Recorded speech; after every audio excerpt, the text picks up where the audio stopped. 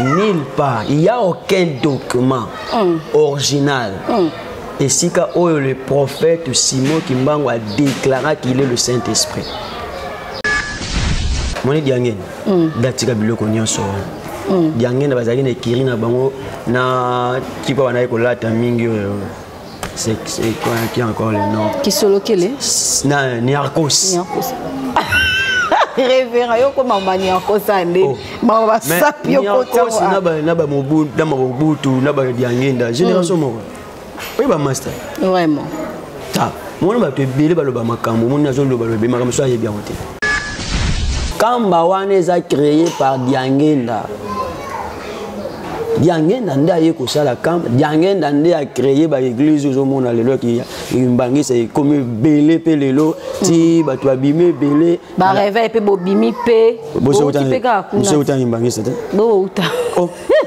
Et on so la ta verbe. Révérend. Ça c'est la ta verbe. Kimbangi c'est ba supporter Imana. Biosko bo uta. Kimbangi c'est ba supporter Imana. Bazanga ko. Uzo uta ko. Na église Kimbangi ça. Ngana zaki pied gauche. Wa benga ba scout wana. Ngana zalaki wana. Na ndo travail na sambela kuna. Na ima ka mebele kuna. Ngana sambela na église Kimbangi. Et si on me place où ça va na ya fufu boyo. Ben nzambe na biso c'est moi Kimbangi a kanda sopi na fufu na. Oh. Tout le monde belé ou ça y est. À ça la 30 ans en prison. À ça la 30 ans en prison. T'as la photo, à ça les 30 ans en prison. Mais t'as la photo, bah là tu sais les pour t'en télé. T'as la moto mounini 30 ans en prison, t'as bien mounini bon. Ce qui est l'excès comme ça là. OK. Président Ozo. Président Sanini. Ce qui est l'excès comme ça. Président Félix Ozo. Ozo elle sont deuxième. Belé.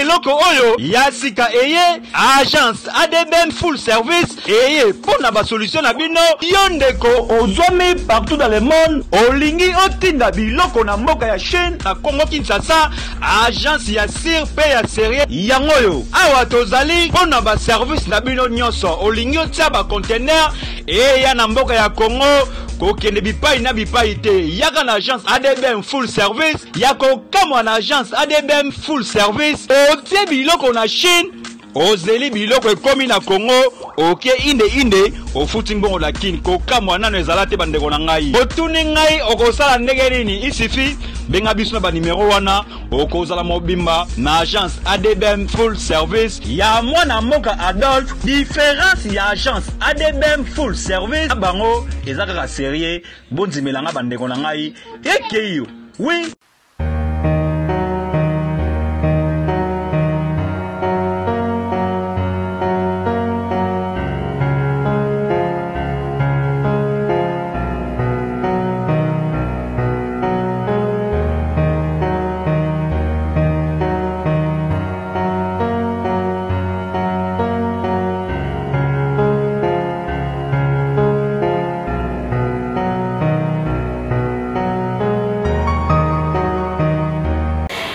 Un réel plaisir d'être là pour vous présenter cette grande émission. C'est notre tout premier numéro pour ce mois d'avril. En tout cas, merci à toutes les personnes pour leur avis, confiance.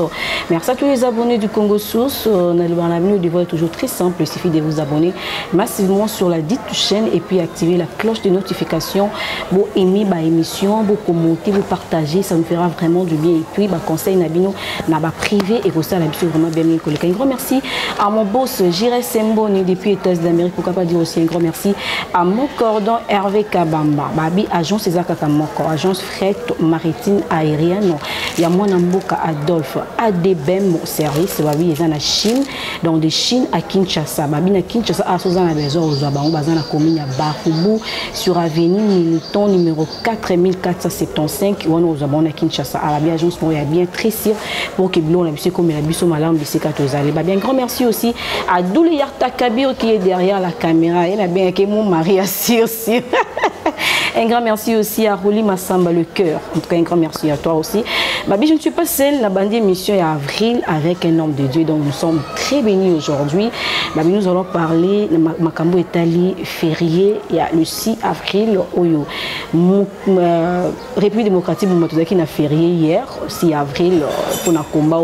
Papa Simon Kimba Walita qui pour Nambo Cannabis sur République démocratique du Congo et puis pour l'église au Congo. Nous allons avoir quand même des analyses avec les prophètes Manix Lupika de l'église Centre Mission évangélique. Où ils ont la commune, il y a Bandalungwa sur Avenue Mbouela, Bandal Bambolé.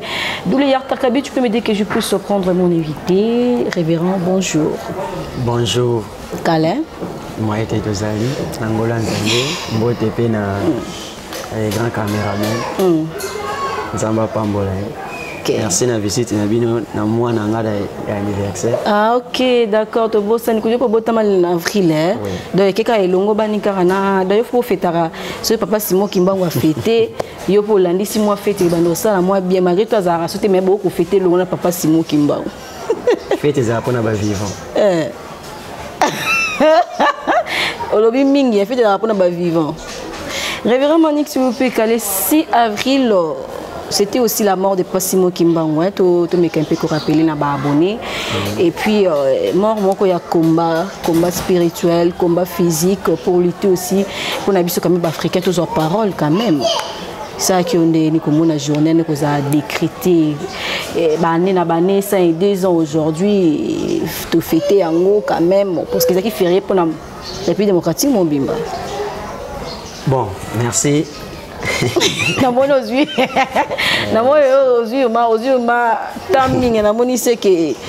Merci beaucoup pour le maloba. Le 6 avril 1921, le 6 avril 2023, c'est à peu près 102 ans. Ok. Bon, le vieux papa, Simon Kimbangu, il était un serviteur. Les prophètes, tout le monde c'est un mandam papa.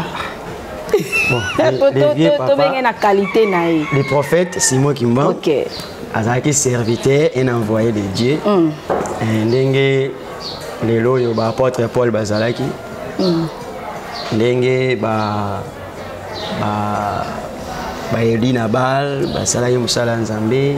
Ndenge ba Tunion sur Asaki Musala Nzambe. C'était un prophète comme les autres.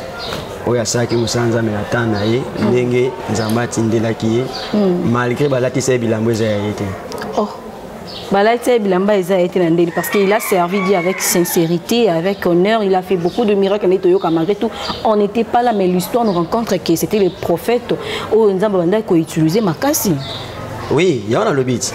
Assez là Kinzang. Oui, la Bible, dans Actes des Apôtres, chapitre 19.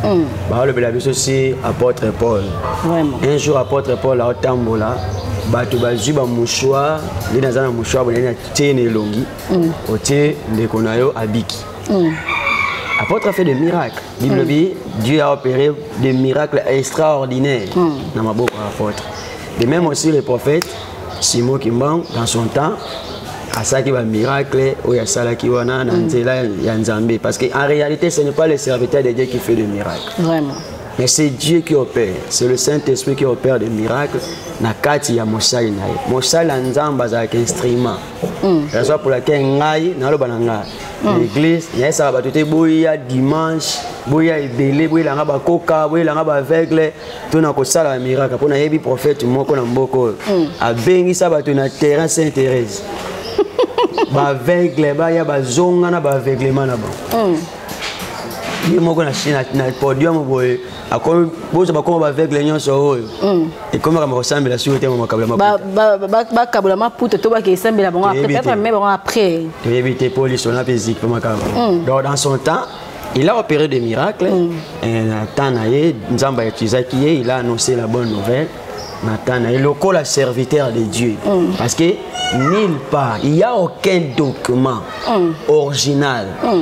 Et si le prophète Simon Kimbangu a déclaré qu'il est le Saint-Esprit. Ce qui m'a dit, c'est vrai qu'il m'a dit, c'est mon hasard. Aniko contredit, je suis là. Vraiment. Il n'y a aucun document. Oyo Simon Kimbangu a déclaré que je suis le Saint-Esprit. Ndenge bataille lelo. na sayo. Donc bilamba bala tsele, c'est-à-dire à cause ya façon bandimba comment on se comporter. Les ba comment ko latise bilamba o ya yete o yemo kwa déclarater. Yemo kwa loba yango te. Il y a aucun document. O ya loba kenga na le Saint-Esprit. Le ba bien que Saint-Esprit. Ka ye wa benga ke yenda zanzamba ba yindu. Atikala ko déclarer yango te. Mais on peut dire il peut être peut-être dié dans le sens qui n'est peut-être tout le monde place mo babi que non Simon Kimbangu ndi asala ke biso ba noa tozwa parole pour tozaka na parole on tozaka na liloba ko lobate devant mindele. Est-ce que pour ko lobate kaza penza parce que à cause ba rambo ya sala ndi sala ke biso peut tozwa pe moi toyeba pe moi vérité. Oui, papa est ensemble. Ensemble, oui, papa est azarati. Maman est azarati. Mais si moi, je suis tata zamba. Si moi, je suis bota, atika ban. Ban est original, bazali.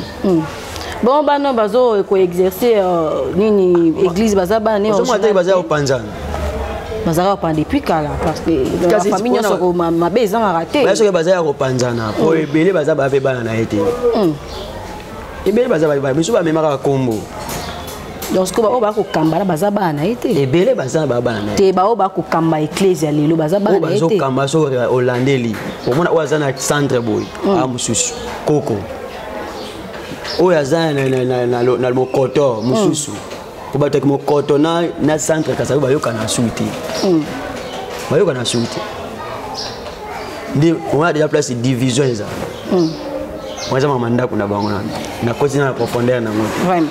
Nana likolo nana lobelo. Non lobelo te. Nana likolo. OK.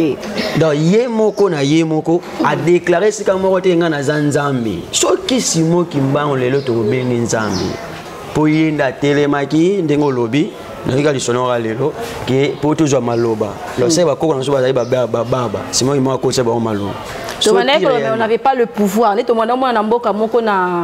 Na Rome, je crois, basi bazaki na pouvoir ya rosala mako exercer ma musuto mobala ko sala. Tant au 21e siècle, basi pe bakomi mamo. Les appels le roi biso tozaki peut-être tozaki na maloba mais pouvoir ya koloba liboso ya mindele peut-être ezala quitté. Oyebi Aaron azaki na maloba ko ba liboso Pharaon. Mais pour exercer libération à Israël, nous avons besoin de mutu. Ou ya ko étudier doter na ba capacité. Ça dit ce n'est pas que non ya commis Nzambe. Simon Kimbangu ce n'est pas un dieu. Ce qui est le bobenga Simon Kimbangu Nzambe. Pour ina joba ki maloba pour ba minde to za parole. Bon Moïse. C'est Moïse pas commis Nzambe. Mais oui, nous bolba moi na Nzamba za Nzambe. Il faut comprendre sikoyo quel genre ya Nzambe to lobe. Quel genre ya Nzambe place bazo pesa parce qu'il y a des gens qui adorent Fumo Kimbangu. Ça na to lande mission mona tongo lelo et puis na kanda poka ba numéro ba tsaka mission na téléphone na TV wana pe le kana ngoti. Mutu moko azoloba alobi ke yenda zawana soit disant pasteur alobi yenda zawana ayebi Nzambe te ayebi pe Bible te mais il ayebi William Branham. Donc Branham est vrai représentant légal ya Nzambe la seule personne interpréter Bible. Mais il faut qu'on dise elle parle au bango. Il faut qu'on dise elle parle au bango et puis devant tout le monde à la télé le bango que c'est ça l'esprit de l'erreur. Au Bible lobby l'esprit d'égarement. So déjà muta komi égaré nde bakota ba fausseté wa l'esprit d'égaré ta so muta komi égaré nda ko mela masanga na émission lobi na ko mela ngata 3 na mutu mais azo ne pe alcool té ils en ont encore ni mot simple malgré tout na botanga combat publicité pe combat mutu ils en ont alcool té ils ont alcool té wa ils ont 0%. té ils ont masanga o tika ko fa ko là ce sont des gens qui égarent aussi les enfants de Dieu. Donc le problème, il y a l'église kimbangiste. D'abord, il faut qu'on comprenne que Simon Kimbangu a dit l'église. Par rapport. Bon, bah, auto comme moi na mokoto, auto comme moi na ba place belé na sayo wa na sayo. Ba auto zo dans centre na ba na sayo wa donc auto moni kamba kute tonga ma kitoko mo benga mo Jérusalem. Diangenda. Ah. Na tika ngona. Diangenda. OK. Moni diangenda. Datika biloko nyonso. Diangenda bazali na kiri na bango na kipa wana ko lata mingi. C'est quoi qui a encore le nom? Qui solo quel est? Niarkos. Révérend, yo comme maman Niarkos ande. Maman sapi yo Niarkos naba mobutu naba diangenda génération moko. Oui ba master. Vraiment. Ta, mon ba te belé ba lo ba makambo, mon nazo lo ba lo be makambo so ye bien hote. Ba master. Tant ba wuti end ba ye. Niarkos akina musique na sap. Mobutu akina politique na armée. C'est lancé dans maman Nzam. Il y a une religion. Donc Simon Kimbonga tikata mo monde to ba ko père spirituel na ngande ya tikata mo na mon côté. Ko na ngai yo no tikala yo gérer église atika église atika kamba te. Vraiment. Kamba wana eza créé par Diangenda. Diangenda ndaye ko sala kamba, Diangenda ndaye a créé ba église au monde lelo ki imbangi c'est comme belé pe lelo ti ba to abimé belé. Ba réveil pe bobimi pe. Bo se uta imbangi c'est. Bo uta. Oh. Et on sur la taverne. Révérend. Ça c'est la taverne. Kimbangi c'est ba supporter imana. Biosko bo uta. Kimbangi c'est ba supporter imana. Bazara ko.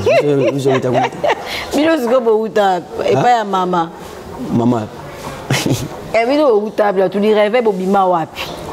N'explique que mbaleleki. Te rêver bobima wapi. Bo uta pa ya mama to bo uta la kimbangwiste. Rêver uti na protestant. Ah bo wangani mama. Mon rêve uti na protestant. On a religion na religion. Maison mère baba benga maison mère bimisa bato nyonso bino bamo rêver uta na protestant. Uti na protestant. Biso de uti na église muso sote o maman soki tata moi si soki nani. Deti maman en fait yebite maman osana maman pena maman zali. Maman zawana mais biso toza maman et maman azara batu baba maman azaba batu moko bakana mutema. Maman azaba batu bakana mutema. Maman ni yodo bena biso. Révérend tolobi mingi. Les problèmes années que nous avons besoin de na époque il y a président de Baleki parce qu'on avait beaucoup de présidents au Baleki. Tout ça qui na époque il y a Kasavubu, tout ça qui na époque il y a Mobutu, tout ça qui na époque il y a Kabila le père, tu es les fils, tu es na 5e génération Étienne Tshisekedi. Félix Tshisekedi plutôt. Papa Étienne, paix à ton âme plutôt. Comment pourquoi on a besoin de qui au mingi na lobby tozongi ce qu'on attend à Félix Tshisekedi. J'ai 5e génération directement à décréter journée au. Les amabé tout les amalam. Qu'est-ce que la population congolaise a bénéficié de la journée en gros, bénéficié nini parce que tout le monde même grande sœur n'a le but que na zandu pena abi journée on est l'équipe même les 30 juin parce que même à tal indiko teka exact parce que la maison c'est qui fermée ba tambolité donc à mon impact la journée wana est-ce que journée a trop bénéficié nini na yango oui maman ama Bertela tout Congo a un problème. Par rapport le Congo a un problème. Tu as un habitumba est au batozo boulana SLT, baxé ce problème sous. Et beaucoup de problèmes na batu, nzamba ko intervenir. Mais quand on a problème na nzambe bozang intervention. Vraiment. Moi biloko basali et créer maman na problème na Congo. Par rapport à quoi? Par rapport à la Bible d'abord. Exode chapitre 20. Vraiment. Le verset 3. Bible Zoloba, tu n'auras pas d'autre Dieu devant ma face. Tu ne te feras pas de statue ni de représentation quelconque de ce qui est en haut dans le ciel, de ce qui est en bas sur la terre et de ce qui est dans les eaux plus bas que la terre. Tu ne te prosterneras pas devant elles et tu ne leur rendras pas de culte. Car moi, l'Éternel, ton Dieu, je suis un Dieu jaloux qui punit la faute du père sur le fils jusqu'à la 3e et à la 4e génération de ceux qui me haïssent. Et Nicolobaki, quand on va déclarer que le 6 avril est comme une journée mon férié et tombé dans le temps à Pâques. Et tombé dans le temps à Pâques. Ok, tombé vraiment dans le temps à Pâques. Dans le temps à Pâques, va déclarer, va célébrer l'Iwa Yamutu.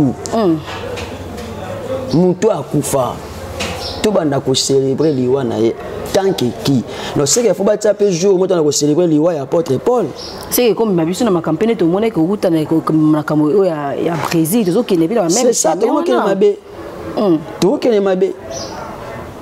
ke mabe en tout cas place wana j'aime notre président mais place wana même les conseillers ils ont mal agi il faut pas expliquer bah toujours célébrer par rapport à nini par rapport à nini pour que makambo et comme journée moko férié et comment to comment ko célébrer yango liwa na ye to ko célébrer yango par rapport à nini et qu'est-ce que la mort de Simon Kimbangu a apporté dans notre pays?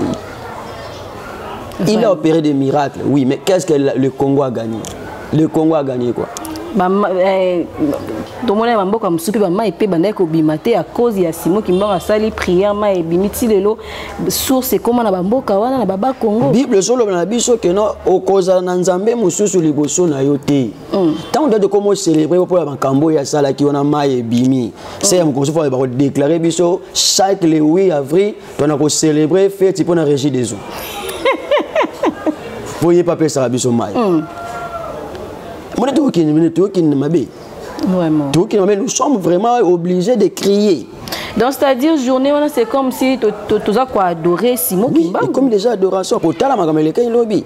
J'ai été invité quelque part pour côté il y a mais omona ba biso balati ba jaune noir bazotambo ananzela na côté à sana awa. Côté à sana lobby ba tuti ba tunanzela.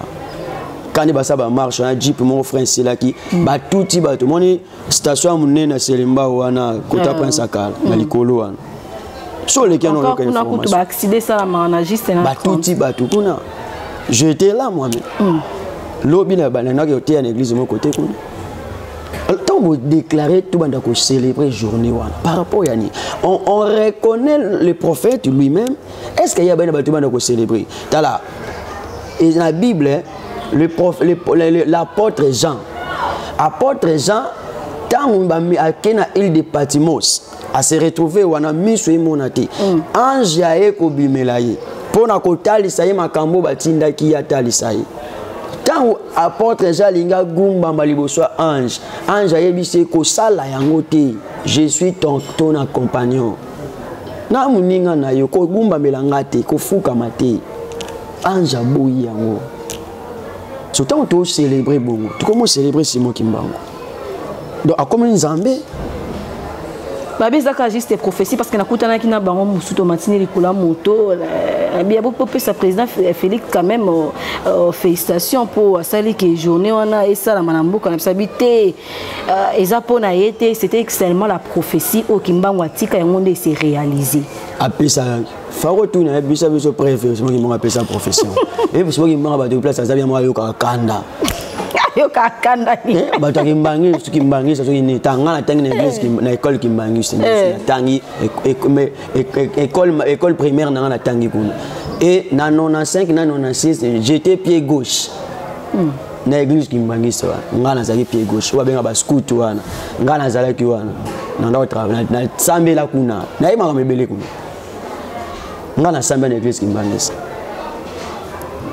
Et si on me place où ça va dans les foufou boyo ben nzambe na biso c'est moi qui mbanga wi kanda sopi na foufou na oh tout ma comme belé ba ça muta ça a ça la 30 ans en prison à ça la 30 ans en prison t'as la photo jana a ça les 30 ans en prison mais tant wa bimi t'as la photo ba la dit les puta ninga telema t'as la mutu munene 30 ans en prison muta bien munene bon est-ce qu'on photo fa za ndedi tayomo fa luka photo ya 30 ans en prison mais ça ba tumsupe ba konda na bangote azobela na okonda il faut la condition de la prison ba na biso ni ba tena na prison 1 mètre parce que muta va na prison 1 mètre za boui pendant 30 ans tango ba bima telemi tout dans talibu munene ba photo ebele ba tchapi wana za rapé ya yiti za ba montage ils annoncent Simon Kimbangu te mon église Kimbangu ça fait bazana politique moko ya osakana te ce que le président Félix Tshisekedi a décrété journée wana et ko influencer nini na gouvernement na yi tout na époque na yi et dans des journée etika l'histoire pour longwa ka lisusu te naloba. Mais moi je pose des questions, c'est à toi de nous répondre. Et quoi influencer pour une élection? Ah, élection. Donc, on peut ça pouvoir pour les cas. Nous sommes ici avec les révérends Manix ou Péka de l'église Centre Mission Évangile, tout sur la Marambo Italie journée à férié où ça a vraiment impact le 6 avril pour la mort il y a Kimbango ou l'Itara vraiment pour l'Ambo Canabiso Babi agence ADB mon service toujours rapidité Bazan Avenue Barum militant numéro 4475 la commune à Barumbu, il y a moins Namboka Adolphe dans ce a besoin aussi de bureau de Chine en République démocratique du Congo commune à Kinshasa agence Zakara Moko ADBM service aux avez mon président Adolphe numéro 1 les la publicité na biso révérend aux obi qui est influencé pour la élection élection na Mboka na biso ils ont na rapport ni na journée à férié oui politique ils ont un couteau à double tranchant. Politique. Les politiciens, ils ont une stratégie, ils ont une macasse. Vraiment. Et je bénis aussi Dieu parce que le président actuel aussi, c'est un homme très intelligent. Très intelligent, très sage. Très sage, il y a une journée à férié. Hein? Très intelligent, très sage. C'est un homme de stratégie. Ah non, c'est un bon président. Fati, président Félix. 22,5 un bon président. Un bon président. Dollar 22. 22,5. 22,5 pour papa Yakiti. Pour papa Yakiti. Papa, il n'a pas Papa, il y a $23. Mais on a pesé qui va zone à exproprier quand même. Boutora qui bisque à la binoté. Papa, tant papa, il se donne un baniste. C'est maman qui m'a dit qu'il y a. C'est le 6 avril, il y a peu beau. Ils appellent na. Ce qui est l'élection comme ça là. Ok. Président Ozo. Président Sanini. Ce qui est l'élection comme ça. Président Félix Ozo. Ozo, elle est sur la deuxième. T'as qu'à choisir mon abbé dans la stade. Tala zana beto lisomo tala la renaissance à Longwe na Imana Longwe na supporter belé mais ta Imana toni sara stade bato sara stade c'est quoi élection combien de voix a carré déjà qui ba ou qui banguiste nous jouer bata centre Mokoto qui ozui bata Kamba ozui bata Vuvwa ozui monde ba Vuvwa na kati ba Vuvuzela na kati ba batanani mwana ntemi na kati ba tala ya on ba voix belé voix eza ba avant propagande eza na ngona rapport mo wote eza ba avant propagande pour so monde ya ba avant propagande donc il y a un impact mo wote attendez mon bandi le premier jour ils avaient le premier jour annoncé le 6 avril. Tu vas observer dans nous. Chaussette était Camille quoi le Kamsusu. Ils avaient le premier jour. Tu vas observer dans nous les journaux. Moi le 30 juin les bandes des arènes 20. Le 30 juin les bandes des arènes 20. Le monde a reçu des arènes 20. Non, il y a un impact aussi. Premier jour deuxième jour fête Isaka mon copain na biso ba chrétien. Il y a eu le seul fête c'est la Pâque. Vraiment. Parce que la Pâque, nous ne célébrons pas la mort, quelqu'un qui est mort. Mais nous célébrons celui qui était mort, il était ressuscité le 3e jour. Il est soit ça là 3 jours dans le cimetière. Il est soit ça là 3 jours dans le cimetière. Il est soit ça là 3 jours dans le cimetière. Il est soit qu'on fait le premier jour. Il y a ça va tenir soit ça na ba croix. Maman, wakana croix moko na ndako no longola.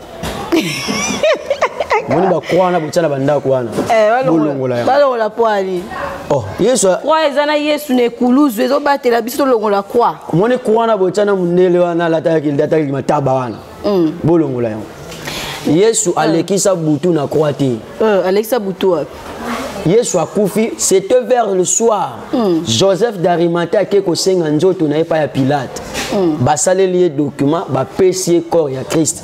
Et c'est le premier jour que Christ a été enterré. Yesu a sala 2 jours na Samabili. Et le 3e jour vers le matin, il était ressuscité. Alekisa butu na croix te. Ils ont c'est rappelé directement tout le monde nous na l'église catholique so ba ko tia bino ba benga ngo ba putulu moi ba sali bino signe moko ya croix signe wana ngola faut ça mais la makasi Tout ça, ma casse sous les. Bassine, Batchabina Bambou, je vois ça, ma casse esprit de mort. Il y a un peu de Koufa Karala, il ne veut dire moi. C'est un peu de esprit de mort. Ça me la mingi. Mais si vous avez un peu de classe, donc vous êtes obligé de faire ça. On va vivre avec les bébés. Sur la communion, la communion de l'église catholique. On va vrai criminel, va vrai tchèque. Ah. C'est ça, Marcelo. Ok, le quoi Marcelo, hein? Marcelo, c'est Marcelo, on a Manix. Mais tu vois, on a solo. Quoi, on a besoin d'en en plus, mon délai, on a la film, on a Yesu, on a Ayaki, on a Kenya. A réclamer que tu oublies na ibalongo. Mais Jésus-Christ on yango ndebino botangisa biso na Bible. Vaut mieux kotanga ta ya Simon qui mtota Simon qui mbangu. Ngana ko yebisa que Jésus o ba tchabi na film na ba tchabi on a botaka nda kwa musu place musa tchabu mwana mao. Place musa zabo non, ce n'est pas lui. Ésaïe 53, la Bible dit il avait ni beauté ni éclat et son aspect n'avait rien pour attirer nos regards. Christ oyo bazo présenter bino ce n'est pas lui. Croix aux églises catholiques et c'est la bien Jésus.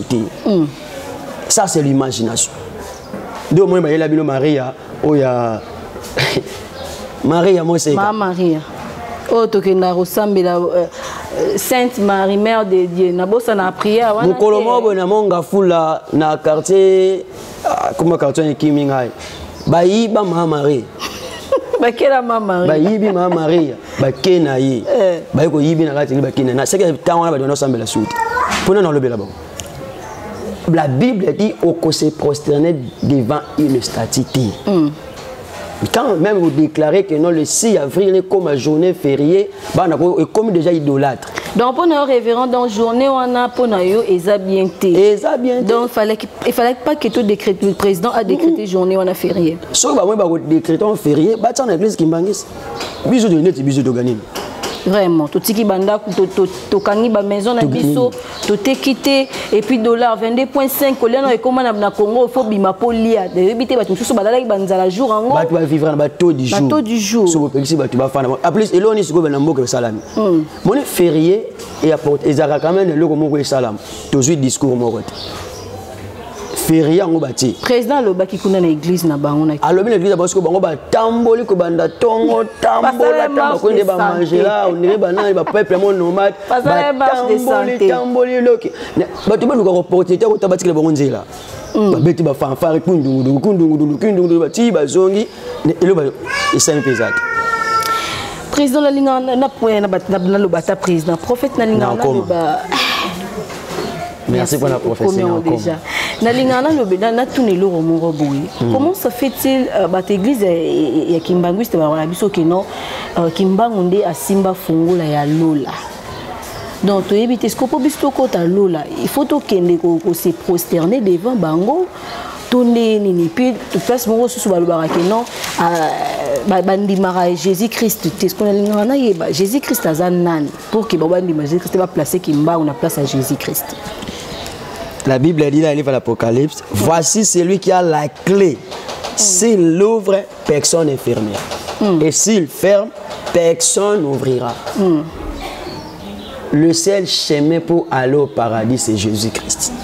Et Jésus-Christ, il est le sauveur qui sauve les sauveurs. Nabandeli. Jésus-Christ, il est le sauveur qui sauve les sauveurs. Donc, ceux qui sont qui m'ont qui sauveur, il soit sauvé. Comment il peut être le chemin pour nous reconnaître, pour nous le passage des âmes morts. Et ça ni William Branham, ni Marie Yawana Bokenda Kugumba Mela, ni ceux qui n'ont au fumu qui mbang. Chemin des âmes morts, c'est Jésus-Christ. La Bible dit dans le livre de Jean chapitre 1, ma commune à tous ceux qui l'ont réussi, à ceux qui croient à son nom, elle a donné le pouvoir de devenir enfant de Dieu. C'est-à-dire en dehors il y a Christ, vie moussou sezati, moutou moussou sezati. Au Branham, dans le dernier messager, ceux qui n'ont y été, au Kakou Philippe, il est rien. Et à travers votre émission, je défie même le pasteur de Kakou Philippe. Vraiment. Donc on peut donner des raisons. Il reconnaît le prophète Kimba, mais il ne connaît pas ses miracles. Ngana yi na reto reconnaître le quoi mosala nzambe simple. Le quoi biso pe lobi to le cannabis. Biso pe lobi to le ndenge ya leka. Monika Simon Kimbangu aleka mais Yesu aleka te. Au moins nulle part na Bible na mukanda mo ya Kimbangu ba comment Simon Kimbangu est le même hier aujourd'hui éternellement. Yé mo na ba boma ya c'est quoi te. Donc Jésus Christ il est la clé, la seule personne où il y a la clé pour aller au paradis, pour nous sauver Zaka Yesu. Il y a un autre bandeli awa Kimbangu ngala zo reconnaître le col la prophète. Voilà na reconnaître. Le col la mutu asalela ki Yesu. Azaki serviteur ya Christ. Ndenge ba apôtre Paul Baya, ndenge ba apôtre Pierre Baza, ndenge ba apôtre Jean Baleka, ba Étienne Baleka, ba to bandime ko c'est la Christ. Mais na modèle nini? Il y a salé Christ na modèle nini? Na modèle peut aussi na kati yango ya ko se révolutionner parce que révolte dans deux sens nango. Il y a un sens positif, na un sens négatif. À ça qui a un sens positif pour qu'on se tenir pour des fois blanc dengue bayaki imposition na bango tout ça. Il a servi Dieu dans son temps. C'est tout. Mais on peut dire qu'il nous a donné la liberté quand même des expressions devant les blancs. Le monde n'a pas besoin de liberté. Il y a indépendance. Le monde appelle ça la liberté et indépendance. On dit marape babi mon soumina biso yewana batangi babi na livre ya Jean nzaba prometteur biso ko tinda biso mon soumina yewana ndeza kisimo kimbangu molimo santu yewana tata pe mwana nde yewana ba miracle o asali mutu moko ta ko ressource ko sala ba miracle wana. Ce qui mutasimbi Bible na kendane na Bible. Ce mutasimbi Bible. Na livre ya Jean 14 je crois. Yango naza. À partir du verset 15. Abi, si vous m'aimez, vous gardez mes commandements, et moi, je prierai le Père, et il vous donnera un autre consolateur. Débabenga consolateur. Est-ce qu'il y aura continuité avec ça? Un autre consolateur qui soit éternellement avec vous. Il soit éternellement avec vous. C'est moi qui m'en vais éternellement. Vraiment. Il sera éternellement avec vous. Est-ce que c'est moi qui m'en vais? Toi, célébrer la mort. Mort. Et ceux qui sont morts. Balak sabi so date ya résurrection c'est moi qui m'en. Tout livre où ils signifie biso la sabi so assez quoi. Tout ce qu'on a fait. Bon célébrer Pâques tendez Pâques mais impact il y a Pâques pendant la bêtise des réveils tout le monde a rencontré. Tout ça ce sont des responsables de réveil. Bato biso na to considérer le quoi ba papa. Ba papa Kakenza, ba papa Mutombo, ba papa Mukuna, ba papa nani. Kondo ba papa nyonso wana. O ba on a raison ba papa. Mais prophète Konde plutôt il pas à papa. Parce qu'on a maman liloba. Konde liloba. Eh ya liloba te o ko mususu ya nini ya. Kondo wa kondo. Kondo wa kondo natanga liloba. Ba on ba papa. Aussi ba papa na ba papa on est baza bango baza ki bazane bato fala ki ba pesa pour na fête ya Pâques. Mais malheureusement pesa yango te siko ba chape bino ba jeune dodo kamba wana za na président ya bino ba pasteur ya église des réveils. Qu'est-ce qu'il fait? Est-ce qu'il pesa il fallait qu'il paye pesa pendant que ba papa pesa ba ça eloko te ba na peton boya bobo ça il paye moins eloko. Mais c'est ça aussi le problème azan touré na banani. Est-ce que tu as idée ou bakoya na image ou on a peine na yeba sala musala bazali? Non papa pasteur ka 15 années ba bon église des réveils. Mais bon c'est mes papas. On est na respect ma casse pas na bango parce qu'il y a des moments tout ça. Mais quand il s'agit de dire la vérité na yeba ça non c'est vérité na manqué beaucoup. L'église des réveils bolingi bongo so baby na moi association mo mbongo ezali boke boche poids. Comment on bundana bitumba moi binemi on donner ça na raison il y en a pas ça la prophète il y en a donné ses raisons. Nani azara na raison parce que azara na clair envers bino azara hypocrite bino bolingi mbongo que non ça la hypocrisie. Bon ya lingi.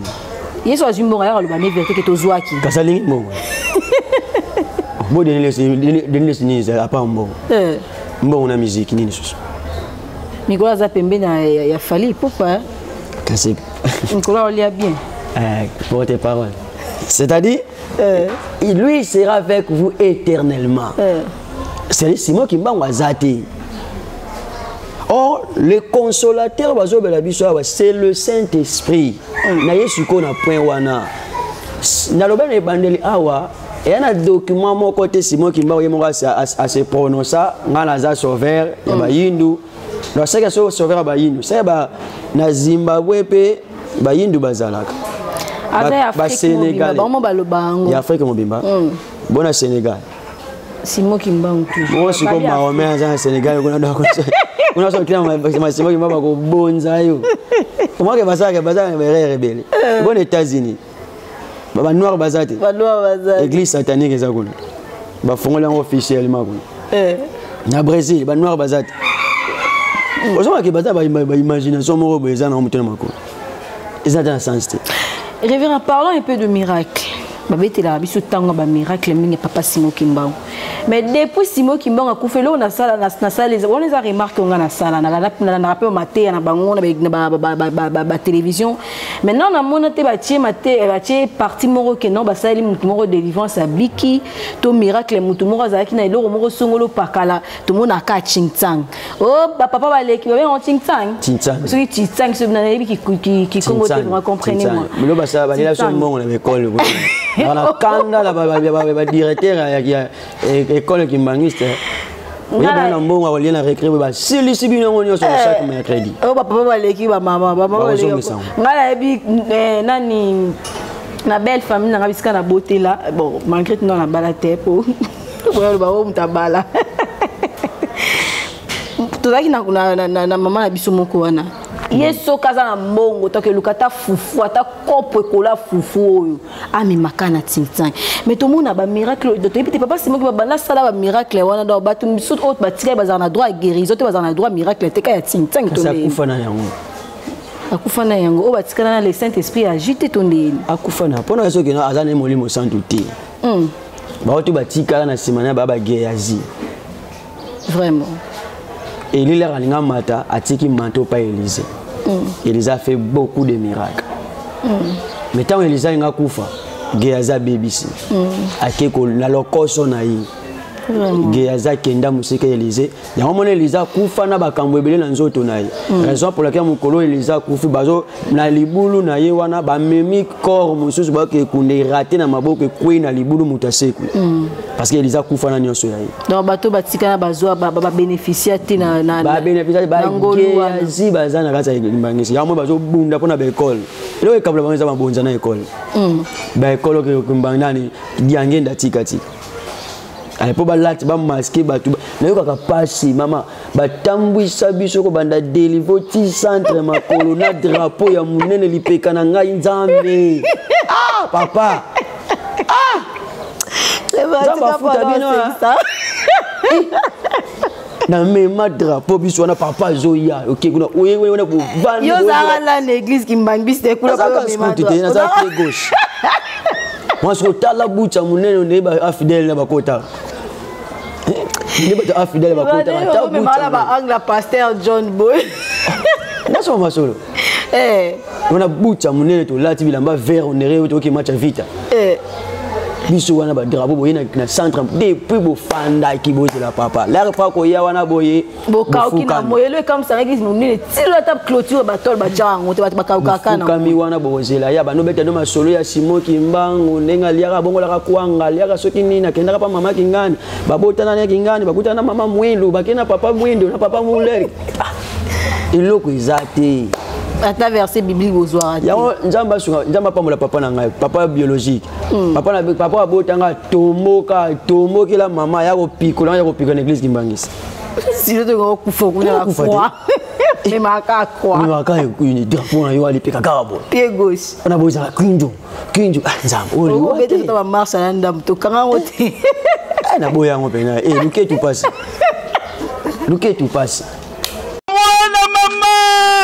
talela nga eloko yangoyo yasika eye agence ADBM full service eye pona ba solution na bino yondeko ozwami partout dans le monde olingi otinda biloko na mboka ya Chine na Congo Kinshasa agence ya sir pe ya serie yangoyo awa tozali pona ba service na bino nyonso olingi otia ba container eya na mboka ya Congo kokende bipai na bipai te yaka na agence ADBM full service yako kama na agence ADBM full service otie biloko na Chine ozeli biloko ekomi na Congo oke inde ofuti mbongo lakini kokamwa nano ezala te bandeko na ngai otuni ngai okosala ndenge nini isifi benga biso na ba numero wana okozala mobimba na agence ADBM full service ya mwana mboka Adolphe différence ya agence ADBM full service bango ezaka sérieux bonzimelanga bandeko na ngai ekeyo.